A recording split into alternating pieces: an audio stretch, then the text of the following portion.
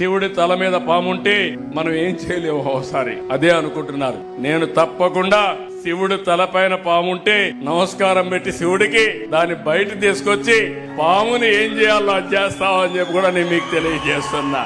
అసలు ఆయనకి మతి స్థిమితం ఉందా లేకపోతే పాడైందా అనేది అసలు అర్థం కాని పరిస్థితి.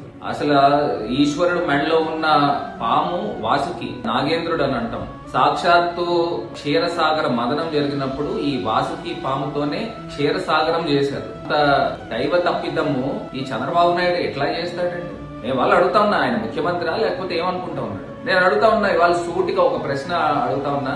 చంద్రబాబు నాయుడు గారు ఆయన అందులో జంతువులతో కలిసింది తిరుపతి లడ్డూల్లో అని చెప్పాడు. మళ్ళీ దాని తర్వాత బాత్రూముల్లో వాడే యాసిడ్స్ తిరుపతి లడ్డూల్లో కలిపారు అన్నాడు. ఇప్పుడు సాక్షాత్తు ఈశ్వరుడి దగ్గరకు వచ్చి మెడలో పాముని తీసి ఏం చేయాలో చేస్తాడు. అసలు నాకు అర్థం కావట్లేదు, అసలు ఏం మాట్లాడుతూ ఉన్నాడు.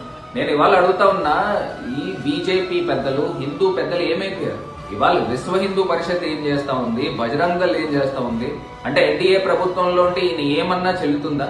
అసలు స్వామీజీలు ఏమైపోయారు? అసలు ఎవరు ఎందుకు మాట్లాడట్లేదు? ఇవాళ దీనిపైన కూడా పూర్తిగా ఈ పెద్దలందరూ కూడా బయటకు రావాలి. అసలు ఈయన మాట్లాడే మాటలకి నోటికి తాళం వేయాల్సిన అవసరము ఇప్పుడు ఈ సందర్భంలో ఉంది. వైఎస్ఆర్ కాంగ్రెస్ పార్టీ పూర్తిగా దీన్ని ఖండిస్తా ఉంది.